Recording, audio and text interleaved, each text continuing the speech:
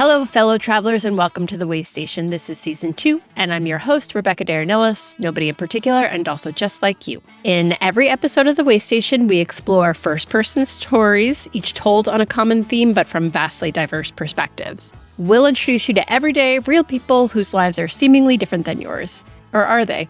Perhaps through these stories, you may find that you and me and he and she and they and them are more alike than we're willing to admit.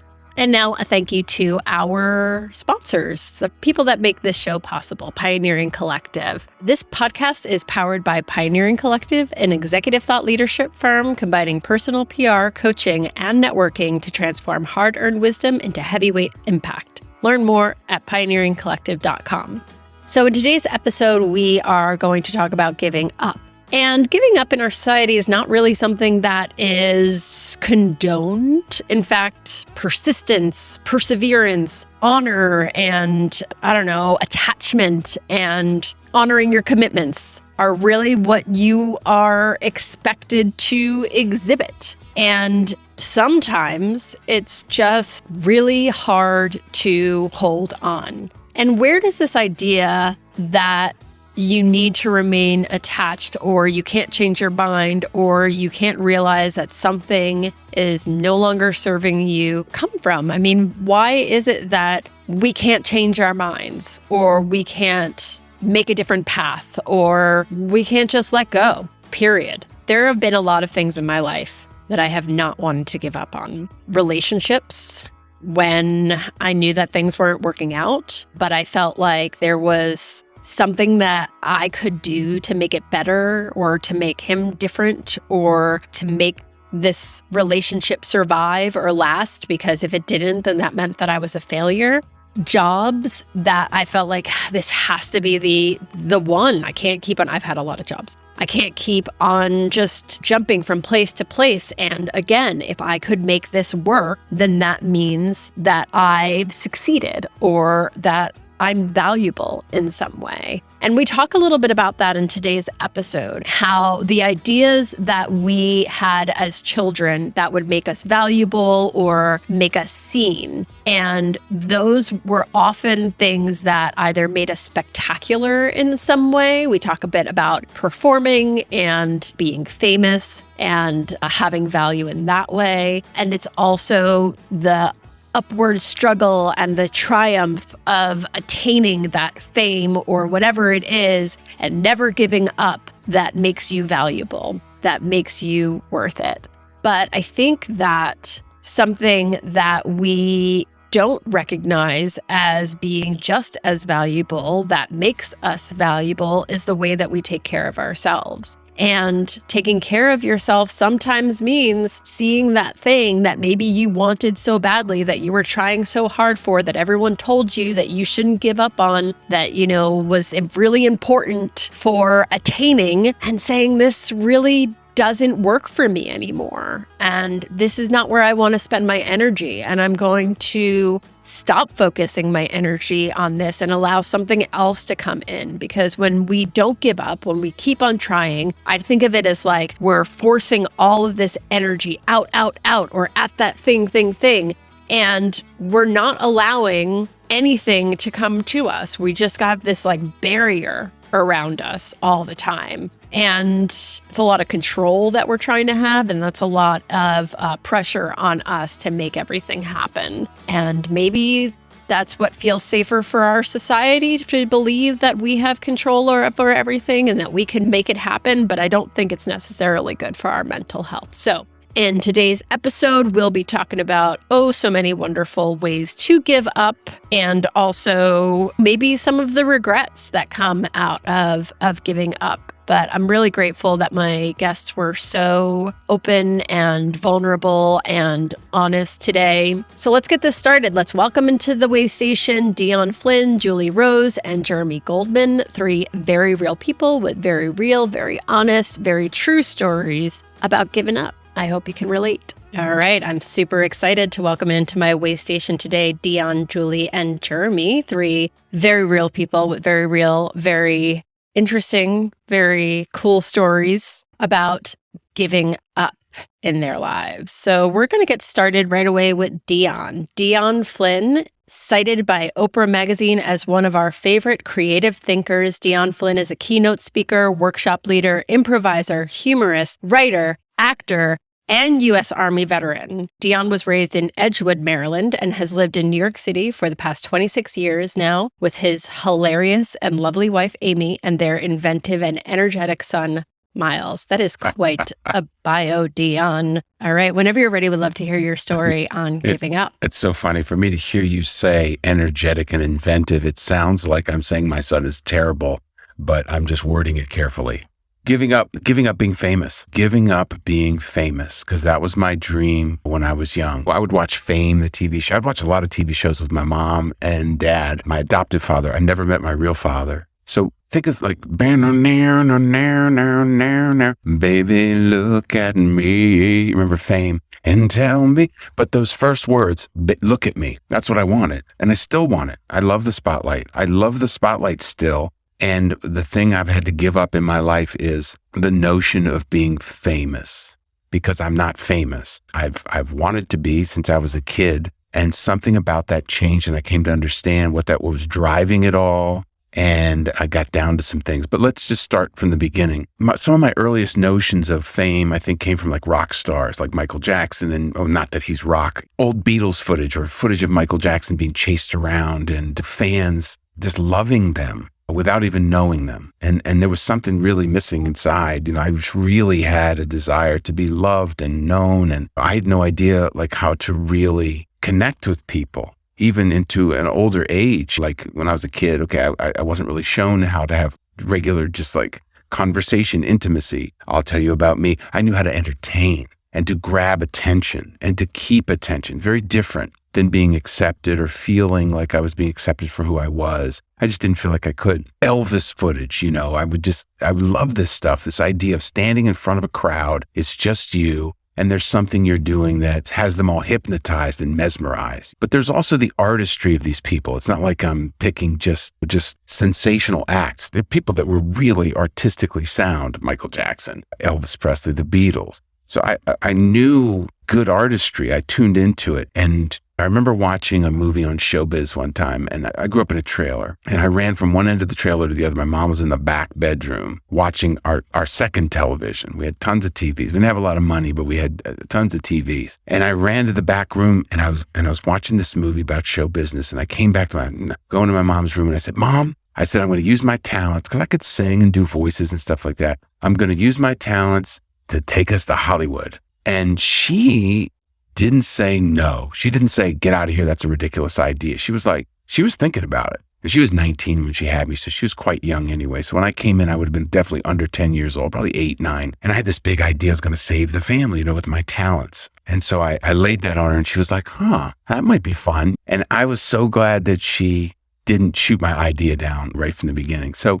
my mom, the idea of giving up and what did she think about giving up? What was her relationship with that? Well, first of all, she believed in me in that moment. It was a very key moment in my life. But my mom had given up in many ways by default. She was, like I said, a young mother. She had run away from home when she was 15. The only dream that she ever stated that I ever heard was that she wanted to be a dancer, and that never happened. And that she also wanted a house one day that was close to nature and close to the city. She wanted both. That was the only things I could recall that she had ever really solidly stated. And for the most part, I think she kind of hid any other dreams. But she gave up in a certain way. She had an unnecessary operation in the 70s, a hysterectomy. They were giving them out like hotcakes back then. And she had an unnecessary hysterectomy, and because they could charge more for it. And so they just kind of sprung it on her, and she did it, and not knowing any better. She's in her 20s, she's young. And she came back as she was a different person after the surgery. And so then it was a lot of hospitals, a lot of pain medication.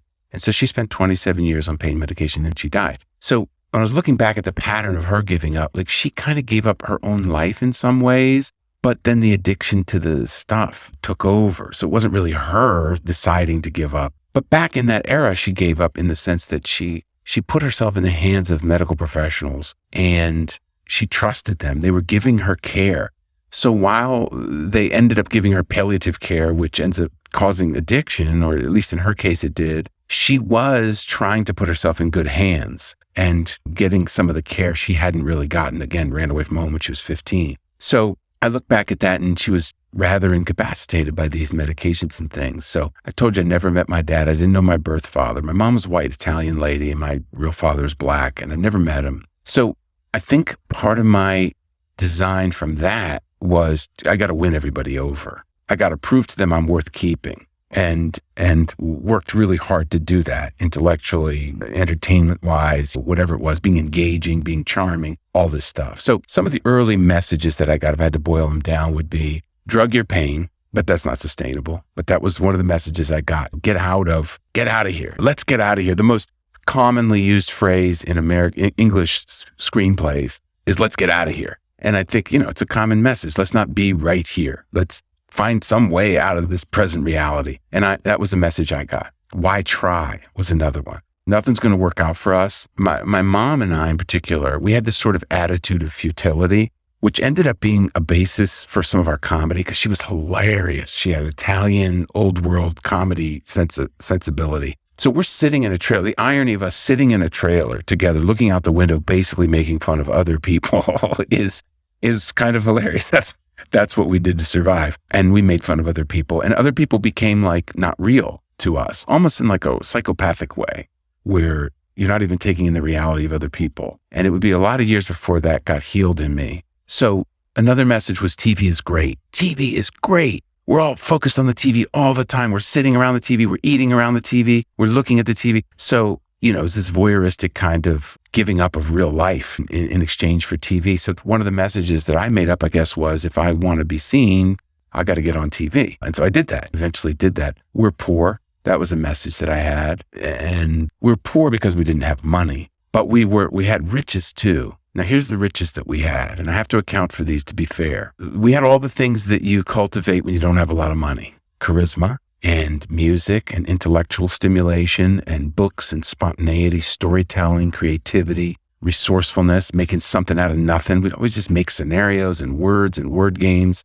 So in that way, we were quite rich. And we also developed this tolerance for the dark side of humanity because my mom was a very macabre person. Like, she had this hysterectomy and she started watching a lot of horror movies. So they took me to see The Shining when I was like 10. And we would read from this book together called Bloodletters and Bad Men about everybody from, I don't even know, man, I don't even want to tell you, all the gangsters and mobsters. And my mom was just fascinated by this stuff. So I knew about all of it, right? So I had a real understanding, comprehension of the shadowy side of what it was to be human as well early. So the message I kind of was geared up with as time went on was you got to do something big, okay? But don't try. Don't let anybody see you trying. I remember this commercial. I used to watch TV a lot. I was raised basically by the TV. And there was a commercial for a deodorant. It's a long, slow push on this actor who was talking. Not an actor you would know, a guy playing an actor. And it was for deodorant. And he would look at the camera and he would go, there are 3 nevers in Hollywood. Never pick up the phone on the first ring. Never say, I'll be right over. And never, I don't care how much you want the part,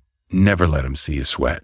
So I took that as like gospel truth. Don't let anybody see you try for anything. So there I started to play cool. I didn't want to like put effort forward and let anybody see me fail or sweat or try. And at the same time, I needed to achieve worldwide fame in order to be okay, to just be lovable. So there was this moment that this is a very long story and I'm not going to give you the long version. I'm going to give you the very short version. And this is in my book. So the longer version is somewhere else. But there was a talent show in 5th grade. It was a very important moment for me. The teacher threatened to take the talent show away from me because I was bad. I was not a well-behaved student. I wouldn't listen. And I was always distracted, I guess. I was bored, I think, sometimes. And it was hard to focus, because of the stuff I had going on. So she threatened to take away the talent show, but I really wanted to be in the talent show. Now, my parents never came to school stuff because they had missed the 2nd grade talent show. And I knew they weren't coming to the 5th grade talent show, but my mom made me a costume for the 5th grade talent show. And I wrote my first comedy sketch.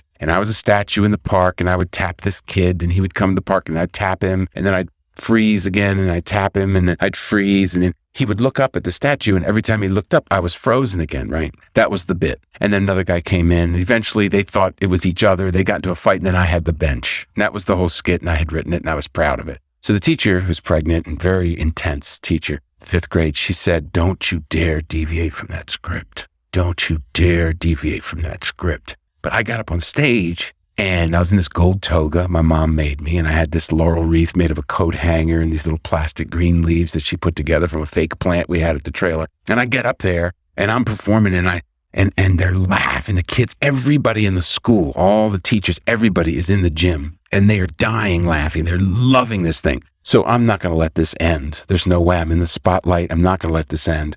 So I'm up there and I say, so do you want me to strangle him? And that was not in the script. And the teacher in the wings is like, I'll kill you. But she can't come out and get me off the stage because she's honoring this ancient thing where you don't interrupt the performer, like in the middle. You don't generally interrupt the performer at all.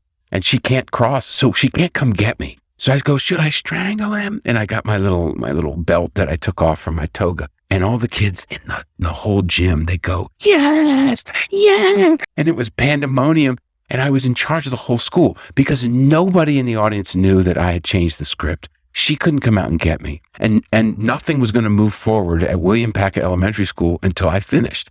And I just kept going. And what I realized is for the rest of my life, I was like, you're safer in the spotlight because certain people cannot come out and get you because they're too afraid. And I was safe in the spotlight. And so that dictated a lot of what I would do afterwards, hiding in the spotlight. Very strange. So I'm just going to go through the big branches and bring it home, okay, to the moment where I gave up this drive to be famous, to be fame itself. I went through a lot of addiction stuff. I've been sober for 25 years, but I went through that stuff. And in those ways, I gave up sort of facing life exactly as it was and got into that stuff for a long time. I'm 51 years old now. I've been sober for half my life. I did try things. I did make an effort and let people see me sweat. There were times, very notable times, but I quit high school and ran away from home. So there was me giving up the idea of I couldn't function in that environment. But the minute I gave up and reflecting on this question of giving up made me arrive at something. I realized that every time I'd given up, I was starting something else. I was giving up one thing, but I was starting something new always. And so when I gave up living at home and quit school, it was the beginning of learning about homelessness. And I was homeless for 10 months and appreciating what it was like to have a roof and appreciating food and just little things like how to make friends in a new city when you don't know anybody and navigating the landscape of your country when you're 17 years old and on foot. I lost a bunch of weight. I lost 100 pounds on what I like to call the hitchhiking and cocaine plan. I don't recommend it. It's not a great plan. It doesn't take care of all aspects of that ailment of eating too much. And then I joined the Army because I was homeless, right? And so I was like, I don't like sleeping outside. It's terrible. And then I joined the Army. Bad planning on my part. I ended up sleeping outside more when I was in the Army than before I had joined. I was like, you got yourself into a bad one now. But the Army was like, don't give up. I was doing push-ups at 4:30 in the morning in the dark in Georgia in basic training. This guy's screaming at me in the cold. And he's like, you better not quit on me. And I was like, I knew at some level, because I had been out in the world a little bit, maybe some of these other guys hadn't. I knew I didn't really have to listen to this guy. I knew I could just tell him to screw off. But I stayed with it. And I let this fathering, this sort of masculine kind of, tribal initiation happen. And I didn't quit. And I kept going. And I got a lot of good things out of myself. I got into great physical shape and I was able to do things I could never do before. So bringing it forward and bringing it home to getting out, going to school. I went back to school. I quit high school, but I went back to school and I went to a graduate school for acting, got out and then got into show business and started doing stuff on late night TV, and playing Obama on The Tonight Show for like 10 years and doing all this stuff. And one day I was meditating in the bathtub and it occurred to me that I had been pushing for the wrong reasons, trying to pop this bubble called fame. And for me, what fame was to be seen and known by people, widely recognized, but not deeply known, not really letting anybody know who I was and communicating with people from my heart and from myself, always willing to learn lines to get the role, but not knowing or wanting to relate as myself. And once that broke through for me, I was meditating in the bathtub and it was like, you have all these skills of connecting and improvising and all this stuff. And the universe, if it speaks to us and guides us, said, I want you to do something slightly different with your talents. And that's when I started doing my improv workshops and things for people and using the tools of improvisation and all that stuff as ways for people to get to know themselves, to connect with each other in this day and age of technology and falling away from each other. And it was so much more aligned with who I actually am. It was unbelievable. And this breakthrough happened probably, and off and on, but about 6 or 7 years ago. And so the business that I do now is that and stuff. And so that was the thing, but letting go of this notion that I had to go and conquer the world and be famous and get an Oscar or be loved and in every movie. Or it was a kid's idea. It was a child's idea that I tried to live out, and it just didn't work because it involved the objectification of myself and not really using my deepest gifts in their most aligned way to provide a service for other people. So that's the end of my story. Yeah, I was just writing down the objectification of myself. That's a really powerful phrase, especially when you're thinking about it through the lens of performing. And as a fellow performer, a lot of what you said resonated with me. The need to be famous, the fact that you felt safe on stage or on screen. For me, it was because these are not my words. These are somebody else's words so that I can say them and not get in trouble for them. And also, when you don't have a lot of money, just being super resourceful and wanting to save your family and save the people around you. That really resonated with me. And this pushing for the wrong reasons. There are plenty of people that are famous, but sometimes you have to wonder about your reasons why doing that. Like you said, wanting to be widely recognized, but not deeply known. That was also another phrase that I wrote down. It's not just love of the craft and it's all that I can do, but really just needing to feel important or validated. Any need to be actually intimate with people. Absolutely. So yeah, thank you, Dion. I'd love to hear from Julie and Jeremy, anything that resonated for them. Julie, if you want to go first. Yeah. So what you said about being recognized but not deeply known, I have a little story just because that hit me. I'm a blogger and an influencer, and Rebecca's going to introduce me, but I've been recognized on the street before. And a woman once came up to me. She said, "Hey, you're that nomad blogger." And we proceeded to chat for a couple minutes, but I walked away and I could have thought, wow, that's super flattering. Like, look at me, I've made it. On the other side, I was like, wow, I'm putting stuff out there and I'm leaving it there, but people are on the other side hearing it and listening to me and watching what I'm doing. And I'm just thinking like, hey, let me just go and talk about what I'm doing and showcase like my thoughts and feelings, but people are listening. And oh my gosh, that just hit home. Like, I've exposed myself and I'm continuing to expose myself and I feel naked. So that quote, Dion, was just, yeah, that's a great way to describe it. Once you start revealing yourself in a world where people can judge you and how people think they know you, that they have this connection with you that is not really real, it just makes you, I was second guessing it a little bit. Like, I'm not sure I want to go down this path, but totally feel you there. Thank you. What about you, Jeremy? First, a very powerful story. And I think that all the background that you gave is great because it, definitely adds a lot of context. I think failure, it's interesting how just we kind of all define it internally. And I think as I'm thinking about it, it doesn't really matter how somebody else sees something. It matters how you see it and how personal that is. And maybe that's obvious to other people, but just in listening to you, I never really thought about it that way. But because I can listen to somebody else's story and say, what are you talking about? But of course, it doesn't matter. It just really matters kind of how you feel about something and how it really sticks with you. The very fact that you're sharing a story from a while ago and it's still sticking with you to some extent means it had to have left an indelible mark. And I can imagine it almost happening to somebody else and a different facet of, somebody else's journey really sticks with them. But for you, that's what it is. And for me, my own thing, my own mishigas, as they say, is what it is. So I don't know, kind of got me thinking. Yeah, for sure. I also really like this idea of, Jeremy, you were saying that like everybody has their own sort of perception in the way that they, for lack of a better phrase, like took in these experiences. But I like, Dion, how you see a common thread in saying every time I gave up something, it was to move to something else, whether that thing was good or bad. Right? It's like gave up living at home to be homeless, but that then led you into the Army, which then led you into grad school, followed by being Barack Obama, imitating Barack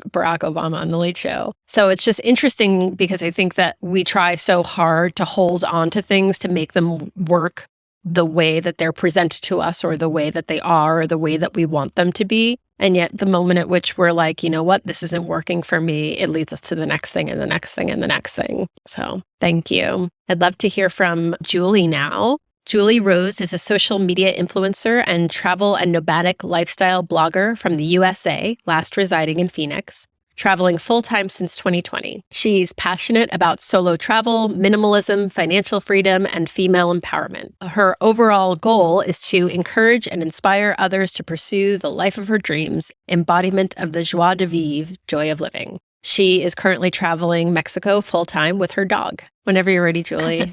I'd love to hear your story and hopefully see your dog at some point. Yes. So I have, I guess, a unique story. In 2020, I kind of hatched a plan, and I don't know that anything very momentous tipped me over the edge. I think it was an accumulation of a lot of different experiences over the years. But I basically woke up one day, and we all know that time, it was the pandemic, not a lot of things, not a lot of options. People were working remotely, people were working from home, people were very limited. And I just thought, what am I doing here? I basically have walked from my bedroom to my office.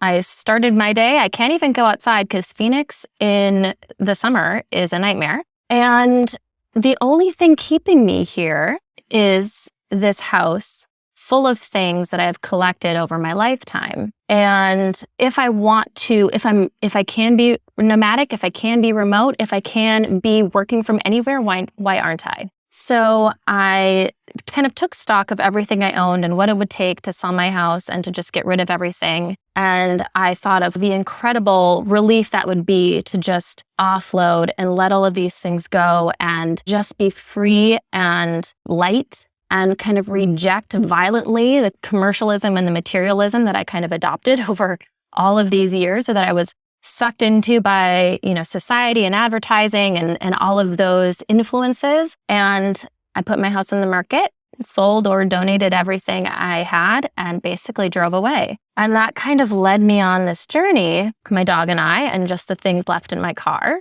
We left Phoenix in September 2020 and basically toured the entire US, moving from place to place every few weeks, just sort of living out of my car, staying in Airbnbs and hotels, and trying to experience and just see all the beautiful places in the US. Because I knew I wasn't going to be traveling internationally anytime soon. And basically, I kind of started it as an experiment. Like, I don't know if I'm going to go back to my own life. I don't know if everything I gave up, I'd want back, but it has continued. And as I traveled the US, I hit my 50th state. And in December 2021, I actually quit my job. So I gave up the security and the stability of a fully remote job where I was autonomous, I had flexibility, I was making six figures. By all accounts and purposes, it was a really good gig. And I just thought, this is taking too much of my mental energy, too much of my time, too much of my attention. I want to live. I'm going to all these amazing places, but I'm not getting a chance to truly experience them because I'm just going out in evenings and on the weekends. If I have this opportunity to travel, then I want to make the most of it. So I quit my job in December 2021 and basically drove away from the US in January. And I've been in Mexico, living this sort of sabbatical miniature retirement life and exploring Mexico. And basically still adopting all of the same ideals that brought me here. Is, the rejection of the whole, like, oh, you should have this at this point in your life. You should be employed. You should be married with kids. That's not what I really want. And I think so many people are kind of sucked into this. Do the things you're told to do.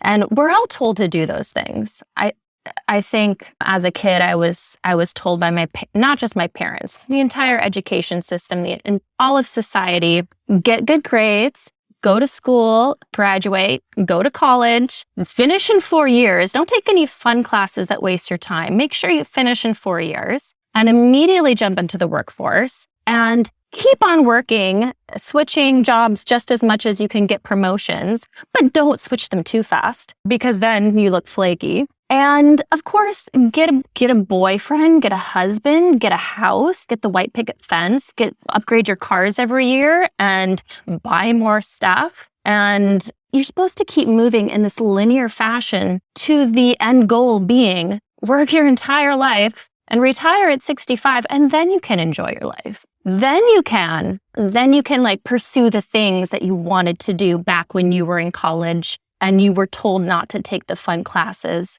that you really wanted to take, or not to go on that 1-year gap year that would interrupt your career trajectory. So I want to encourage other people that the life that's sort of been described to you as the only way does not have to be the only way, that you can work for a while, save up some money, and enjoy your time, because you can make more money, but you can't make more time. And the future is not guaranteed either. Personal story from my life. So my dad, he had basically one job his entire career, worked until age 72 to, of course, maximize his Social Security and his pension, and then got Parkinson's. So he and my mom, it was sort of a quick downward spiral. He and my mom never got to chase the dreams that they had deferred. And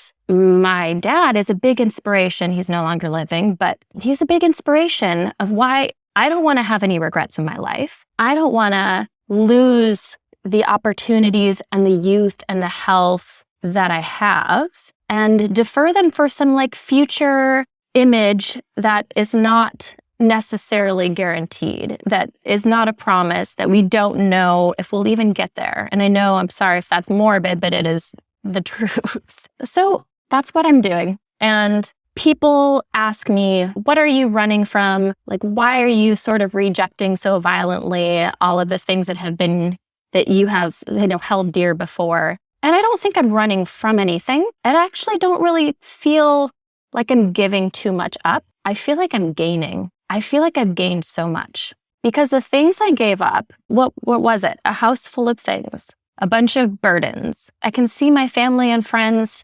virtually like we're all talking now. Or I can see them at some future date and it's like no time has passed. I left my country of origin. Well, guess what? It'll be there when I come back. There's not a lot that I feel like I've really lost. And if I have to get another job, there are plenty of them out there. I'm not worried about that. But I've gained so much. Not just all the freedom and the self-confidence and the resilience, but I'm true to myself. And I really think that's sort of the biggest gift of all. And I'm avoiding the midlife crisis that I think so many people go through when they get to that point that they realize, wait a second, I'm not happy. What have I been doing this whole time?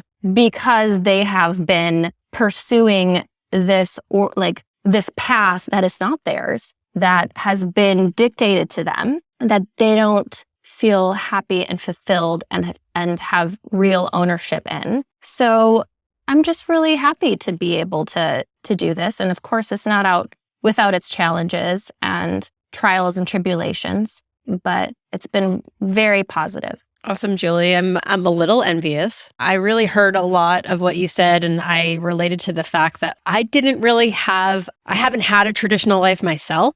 I did get married, but my husband and I were together for 15 years before we had a kid, and I'm an older mom. I had a geriatric pregnancy, and I don't live anywhere near my family or anything like that. I also moved in September of 2020, same month that you packed up all your stuff and left. I really, really hear it's really important to me that I do not live a deferred life. This whole idea of work until you can retire is absolute bullshit. I don't know. Like you said, 65, 66, 67 are not guaranteed. But my father is in his early 70s and is still working as well.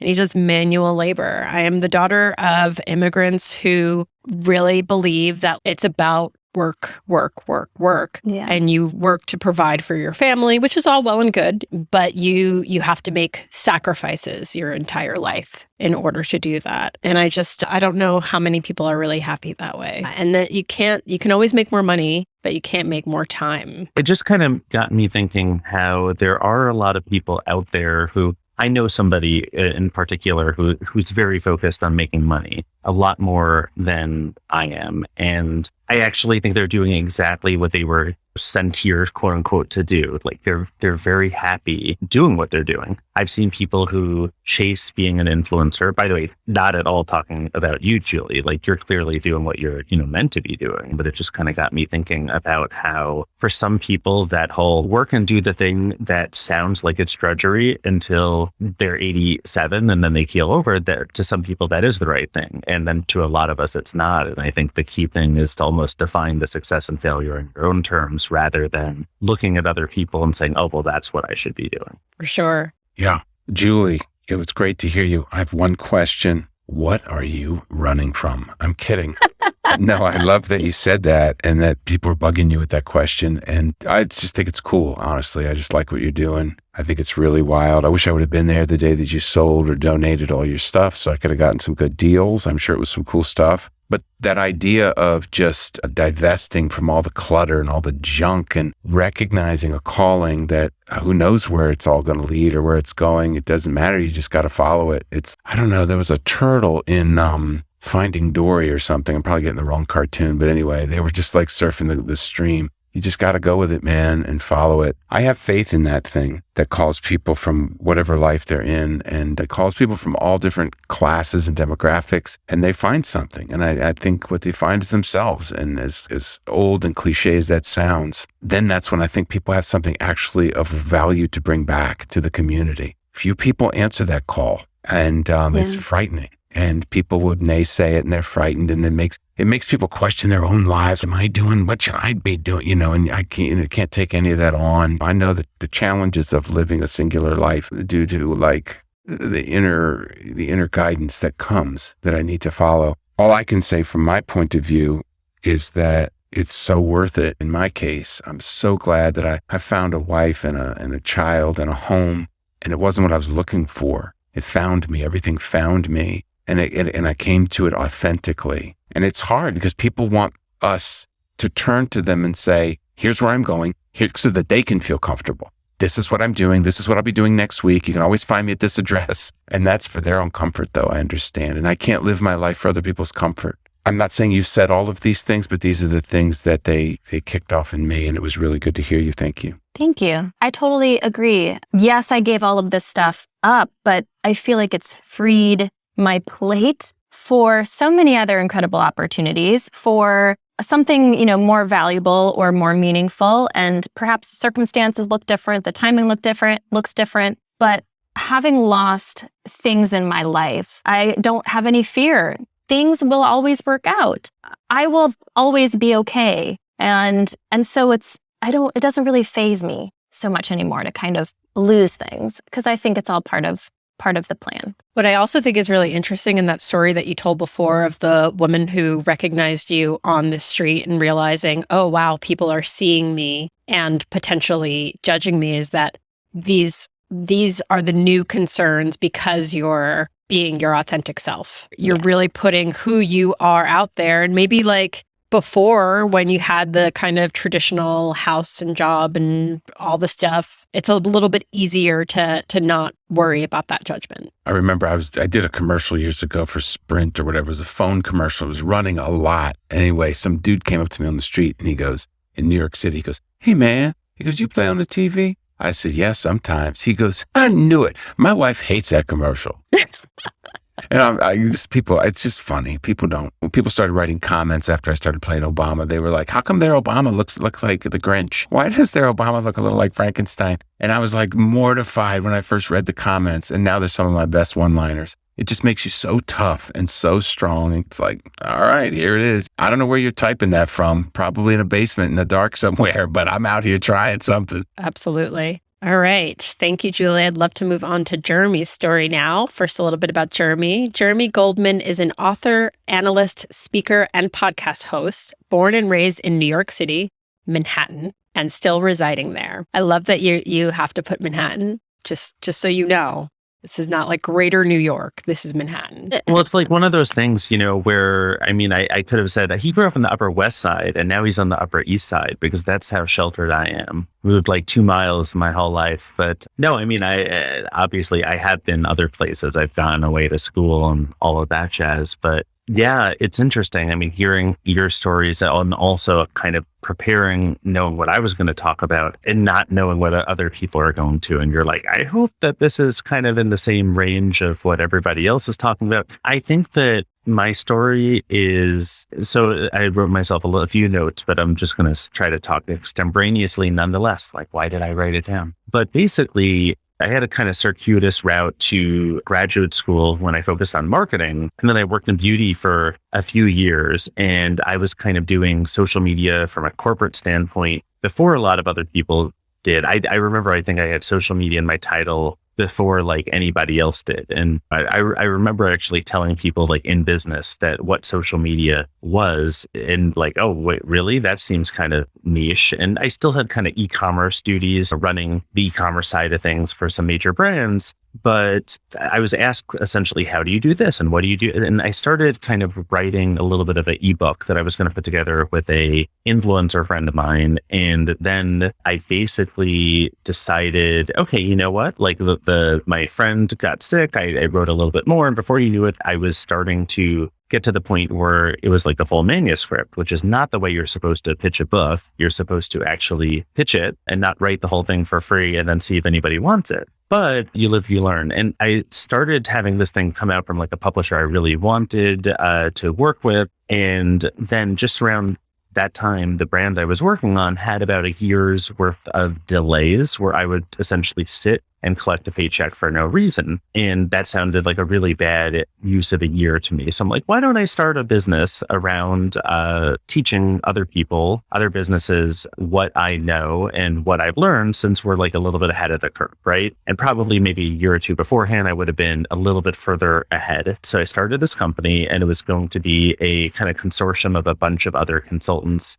also joining forces, and we would be very light, and then we would hire internally full-time the consultants where the need was the most. Like we would just basically see where things took us basically. And again, I didn't care that much about money, so I just wanted to really help other businesses, and I wanted to grow and create this little work family. So I started this business Firebrand Group, and we started out with consultants, and then I started getting to the point where I could hire people, started bringing some people on as full-timers. There was a co-founder who was somebody younger than me I wanted to kind of build up and give that title to. And then we had another kind of solo business that we brought on as a after-the-fact co-founder, like partner in the business. And we just kind of kept on growing. And then there was kind of a bit of a reversal where, I was enjoying the work, enjoying helping other people, but then essentially stabbed in the back sounds like a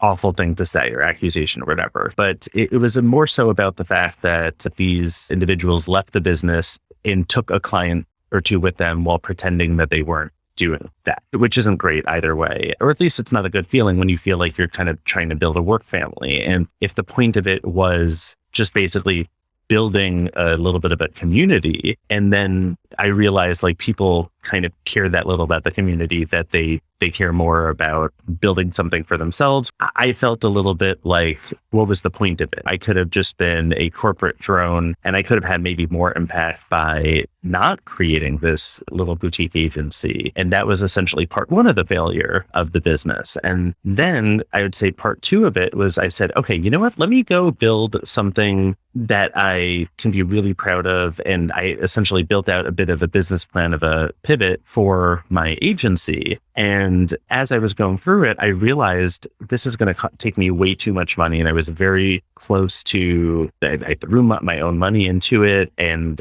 it still wasn't necessarily going to be enough. And then finally, I had a moment where I basically had to let go of people who I cared about as human beings. And it was like the first time that I'd really had to let go of people where it was 0% their fault. It was entirely my fault. And the plan that I was trying to put forward didn't work. And there is a bit of a, I guess you could say, like happier ending, in the sense that right after I let go of some of those people, that first off, thankfully they landed on their feet. But also on top of that, we started getting a bit of business that allowed me to bring one of those people back on. We worked together on it. It started building the business in a direction that wasn't as interesting to me. It wasn't necessarily edifying to me, but then him and a few other people kind of bought me out and bought the agency. So then that allowed me to go leave and do something else. But meanwhile, I mean, this was like years of building something where I'm like, yes, technically I helped a lot of companies, but then also because I've dabbled in writing, you know, I've written 2 books or 1.5, depending on how you think about it. And I've written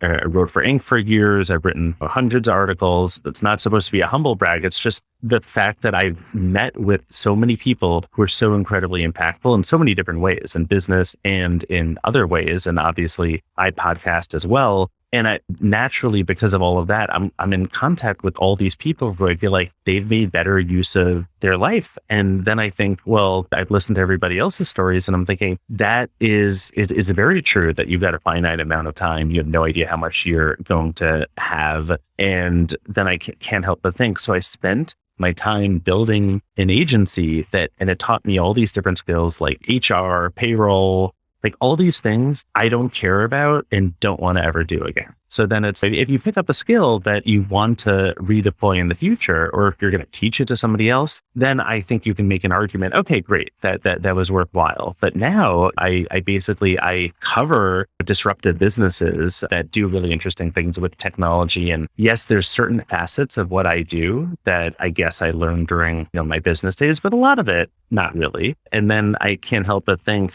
well, there are people who I work with who might be a decade younger and might not be any worse at their jobs than me. There's somebody who I worked with on a project who I believe I'm about, I want to say 13 years older than. And it's like, most of the time I would absolutely hire them over me. I think that this person, so talented, they are, by the time they're my age, they're going to be so much further along, in part because they've taken a less circuitous route. And I think that for me, that's kind of the element of failure, which is I can sometimes try to put on a brave face and say, oh, but look what I got out of it, or look how I helped, or the fact that I've provided for my family through entrepreneurial means. But I just think that the thing that you don't get back is the time. And then I'm like, maybe I could have made better use of the time. Maybe I could have built a better agency family so that some of the reversals that happened to me wouldn't have happened. Maybe I could have been a better strategist and other people wouldn't have suffered the consequences as a result of that. I think that ultimately that's the thing that I can't help wondering. And on my best days, I think I'm trying to be positive about that, and then just saying, well, I think that there are lessons learned that I can impart on people. I have 3 kids, so I can hopefully one day have a few war stories I can share with them as a result of it. And I try to think of other lessons that I can get out of it. But ultimately, I come back to the whole life. I didn't spend my time so efficiently for somebody who is very cognizant all of the time that we have a finite amount of time. I think I'm more cognizant of that than most people who haven't suffered major losses in their life. And yet, despite that, am I really making the best use of my time?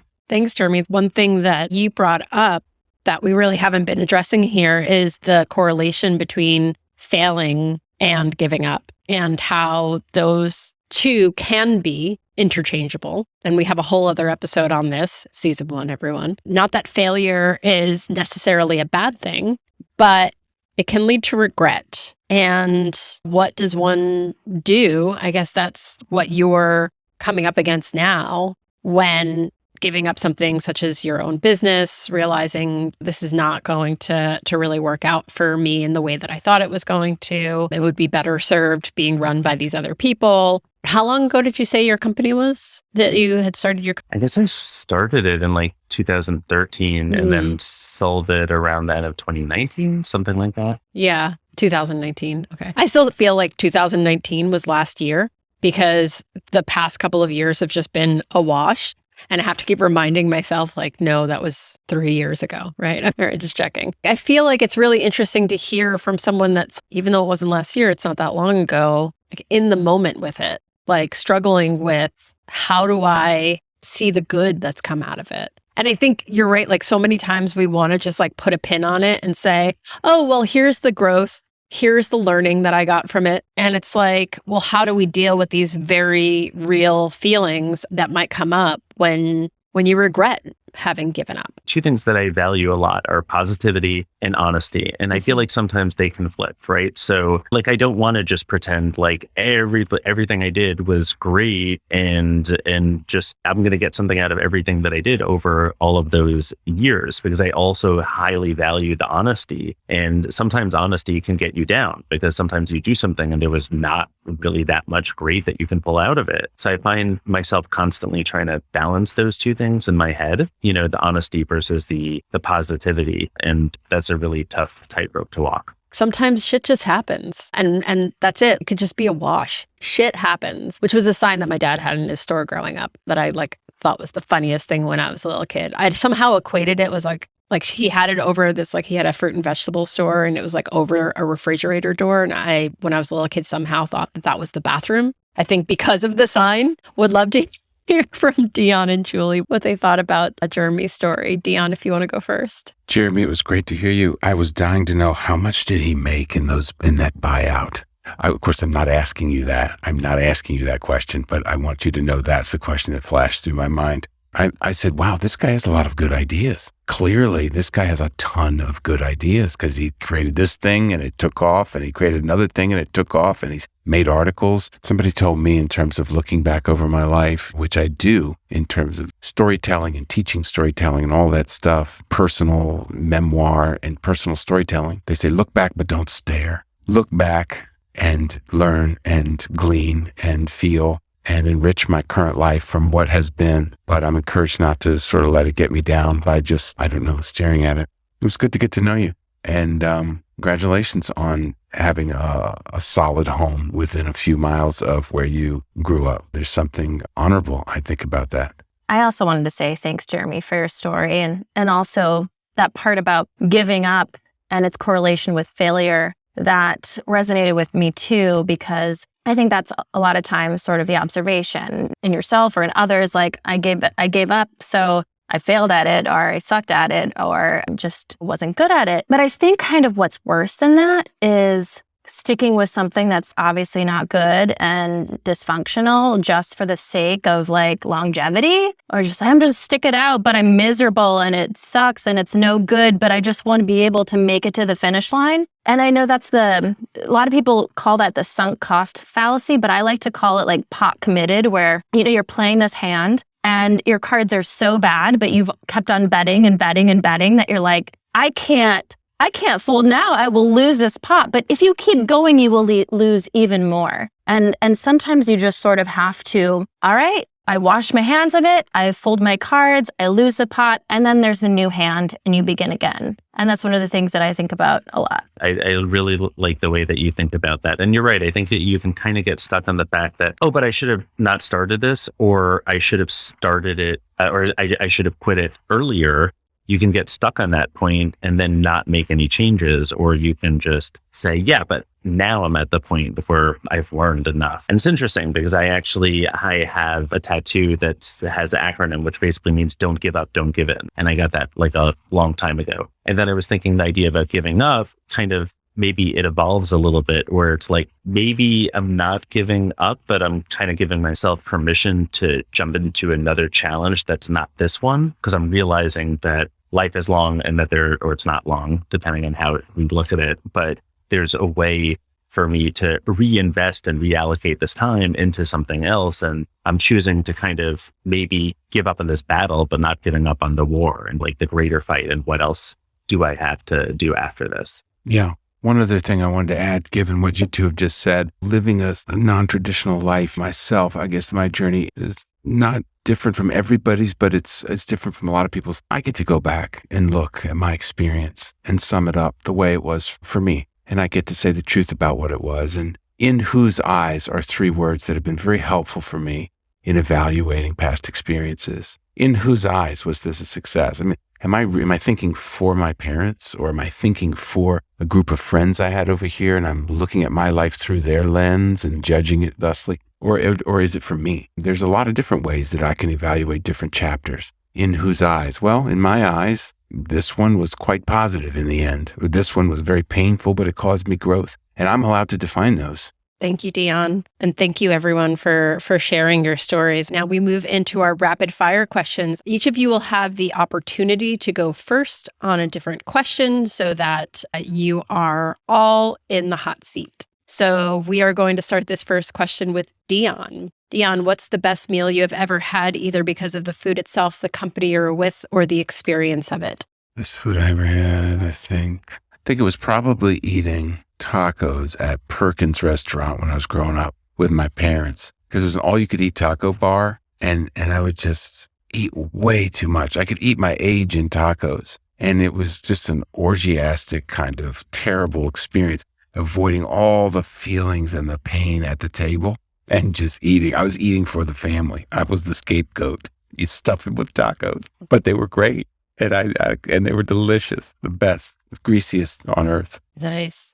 I love that your favorite is also a little bit dark. Oh, I imagine. I wonder where that comes from. What about you, Julie? What's the best meal that you've ever had, either because of the food or the experience or the people you were with? Well, I'll say the best in recent memory, since my memory is not good. And also I'm going to keep with the Mexican theme, because obviously I'm in Mexico. But I had the pleasure to take a authentic Mexican cooking class here in Puerto Vallarta with Miriam's culinary experience.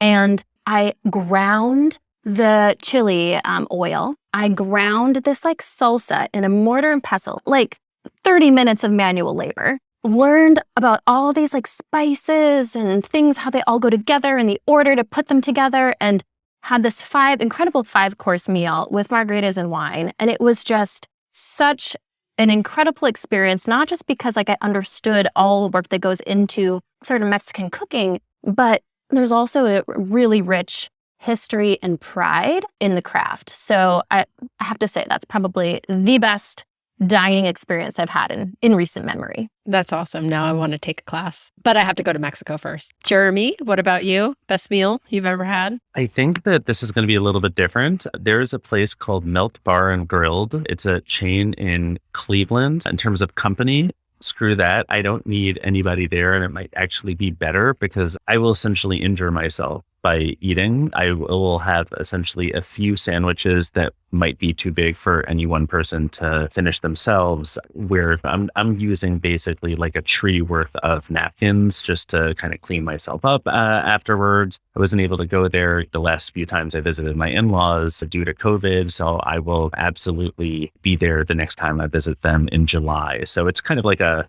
17-way tie between every single time I've ever been there. I love the tree of napkins. All right. Next question is for Julie. What's a popular opinion most people have that you don't agree with?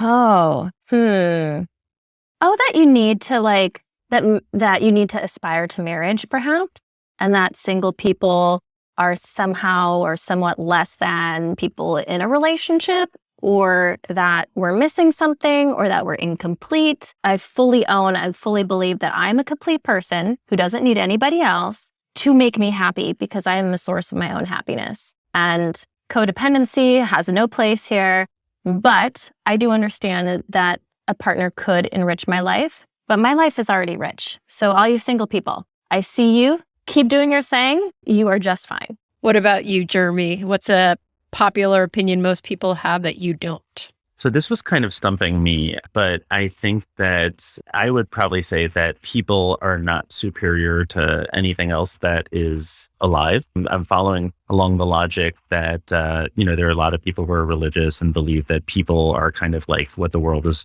based on, and everything else is kind of just here for us to eat or hang out with or whatever. I'm not a vegetarian, but at the same time, I don't think that we're necessarily better than everything else. And if we squash a cockroach for no reason, then that actually matters. And I've gotten through, and my wife has made fun of me. Like I've spent like 45 minutes trying to coax a cockroach out of our house just so that I didn't have to kill it. But I think that that's one thing that a lot of people just say, does it really matter? You're not going to go to jail for it. There won't be any repercussions. Therefore, it doesn't matter. And I'm just always thinking, well, who says?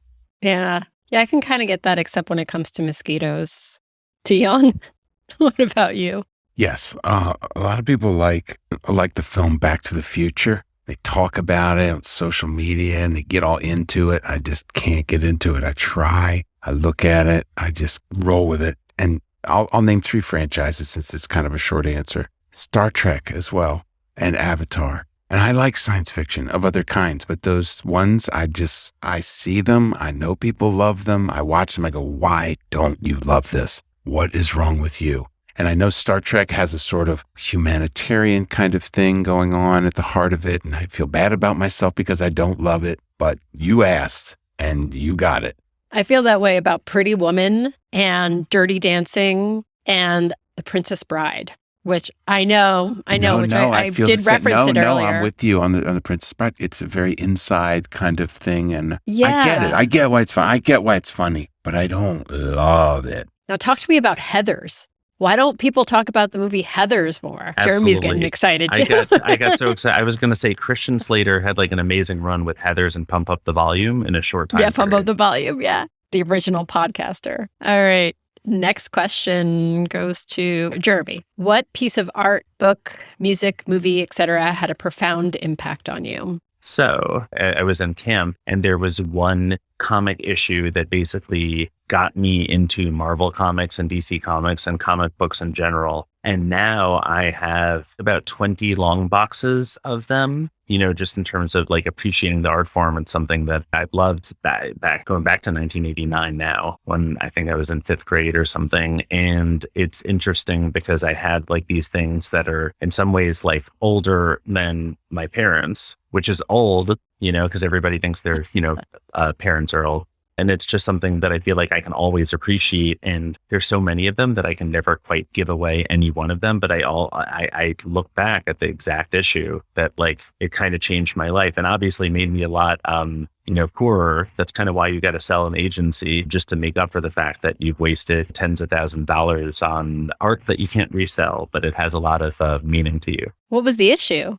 It was the Avengers West Coast Annual from 1989, part of the Atlantis Attacks storyline, which is the only thing just about that they have not adapted into the Marvel Cinematic Universe yet. But they probably will get to it at some point. Yeah, they'll get to it. What about you, Dion? A piece of art? Well, I have to just add before I tell you that I really do. I have a 9-year-old son, and it's just a joy to watch the Marvel films with him. I really think they cracked the code like they had done way back with Chris Reeve's Superman stuff. And and Dark Knight stuff got into it too.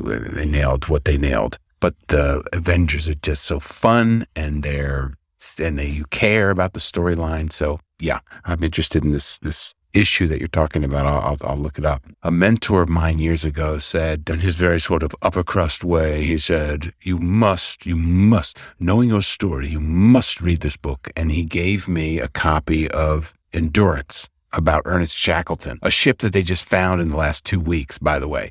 But this would have been in 1995 or 6 that he told me about this story. And it's just this profound story of leadership, and a ship goes to Antarctica for the strange reasons that men go to Antarctica, and their ship gets crushed in the ice. No, they don't have internet. This is 1900s, early 1900s. They don't have the internet. They have no way. And this one captain keeps order, punishes a guy. One guy didn't get an award. 39 guys. They hand rowed these boats across the most dangerous seas in the world. He dropped 38 people off on an island, and him and another dude went and got help. It's an unbelievable survival story. And the way he kept law and order amongst those men, I even went to the Natural History Museum and went to see the James Caird, which was one of the boats, dinghies that survived, like the survival boats, just to go be near it. So it was that impactful to me. I did hear about that because, there's that show Atypical on Netflix. The lead guy is obsessed with Ernest Shackleton. Yeah. Yeah. Was that Jeremy? I was just fact checking you. Yeah, no, correct. Yeah. Thanks for the fact check. All right. The next question goes back to Dion. Okay. What's your favorite thing about yourself, Dion? Favorite thing about myself is that I will take the time to try to get down to the truth of what it is I'm trying to convey. And I can own my own negative contribution to something and come around to it if there's one there. There usually is. If I've got in trouble, I usually have a negative contribution to it. And I'm willing to suss out what that is and own up to it. And this is part and parcel of that. I'm a diver on topics. If I find something that I'm interested in, I'll go way deep on it. And I like that. I'm an only child, so I enjoy my own company. And I enjoy really getting into a topic and coming to understand all the dimensions of it. Both great qualities. What about you, Julie? What's your favorite thing about yourself? I think it's my confidence, which sometimes people look at as like arrogance or self-centeredness or, something. Because you're a woman. Because I'm a woman and I'm outspoken, and they are like, well, you shouldn't want all these things, or you shouldn't think so highly of yourself, or, your standards are too high. And I kind of want to flip it and be like, why shouldn't I be confident? Why shouldn't I be self-centered? Don't my goals and my feelings and my experiences and my ideals matter? I mean, shouldn't they matter most of all to me? Why should I put you first? Strange man on the internet or guy I went on a date with a couple times. And so I think that's one of the things that I like to flip and turn around is you have to look at some of these criticisms for what they are. And I'm like, hey, I love that I'm confident, and you can't tell me otherwise. Yeah. You can't help it if you're a badass. What about you, Jeremy? What's your favorite thing about yourself? I think it would probably be my butt, and I'll tell you why. No, actually, in all seriousness, and I could say sense of humor to some extent, because I've done some stand-up comedy and I just enjoy making other people smile, not taking things too seriously. But I think actually that's like maybe the more superficial thing. I know that matters, but I would say it's probably actually the level of empathy that I have, which is one of those things where it's like, it definitely backfires against me. I care about more other people more than they care about me, but I'm okay with that. You put a lot of good out in the world because of that, because by virtue of the fact that you care too much about other people and their situations, it backfire against me, and has it created more drama in my life because of the fact that, I just naturally care a lot. Yes, but I don't care about the fact that I care too much, if that makes any sense. It's not always a positive for me, but it's not something I would change about myself in a million years. So I think that would probably be it. Your empathy and your butt. All right. This is the last question. We'll start with Julie. Julie, what's the best piece of advice you've ever been given? Don't care what other people think, which is easier said than done. And I wish I had taken that advice myself a long time ago. I've eventually got there, but that's a hard thing. I mean, I think especially a lot of us, we're kind of taught to be people pleasers. We're taught to behave or look a certain way. And that's where we've kind of been told to get our value from, is validation from other people. It's a hard thing to reject. It's a hard thing to turn away from. And I haven't solved it yet, but that's one of the things I try to keep close.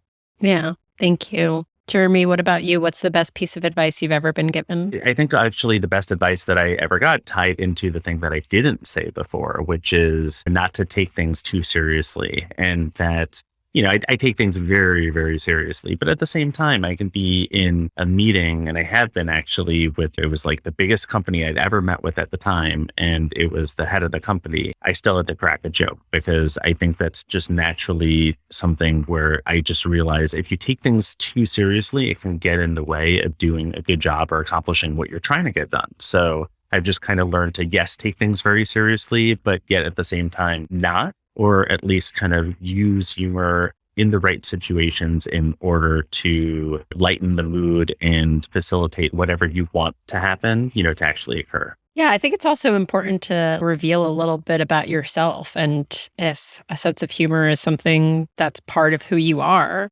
then that's actually really important to relationships, working relationships, personal relationships. There's the dog. All right.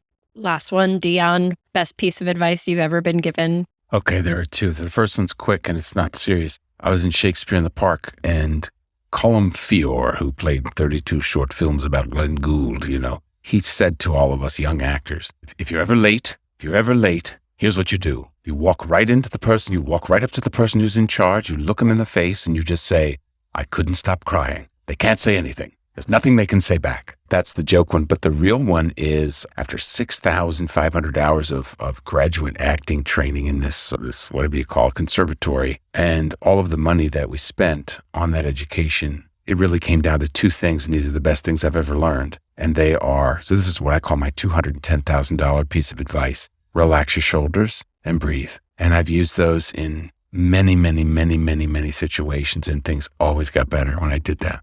Just taking a moment to relax my shoulders. And I'm just taking a moment to point out that that actor that you just mentioned was in a Marvel movie. So it goes full circle. Look at this world of ours. It all comes back to the future. Circle of life. Awesome. Thank you, everyone. This is such a cool show. I appreciate you all being here. Thank you. you. Nice to meet You're welcome. everyone. Nice to meet That's everybody. great. Take care of yourselves. Well, there you have it, fellow travelers. I hope that today's episode was enlightening for you. I hope that it made you think a little bit about the times in your life that you gave up, and maybe some of the either regrets that come from that or the things that you gained from giving up. Maybe there are some things in your life right now that you've been pursuing really, really hard to your absolute best, that you can just maybe step back a second and reevaluate and see if this thing is truly what you want. Is it something that you're not willing to give up on just because it's something someone told you should have, or you have this vision of the way it's supposed to be? And maybe consider that drive, that vision, that desire for this thing that maybe is causing you stress and dissatisfaction in your life, or the pursuit of it is driving you to be unhappy. Maybe consider that you are not allowing something else in when you are pursuing this other thing. Maybe. I don't know. I'm not an expert in your life. I am just a podcast host. So I'm going to go and think about that. In the meantime, you can follow us on our socials on Facebook and LinkedIn as The Waystation Podcast, and on Instagram at The Waystation Pod. We always have little funny behind the scenes tidbits and quotes and fun stuff on our social media. So you should check us out. You should join us there. It's fun times. I hope you have an awesome rest of your day, whatever you're doing right now. If you're driving in the car listening to this, if you're lying like a corpse on your bed, like I often listen to podcasts, or wherever you are, I hope you're able to relate.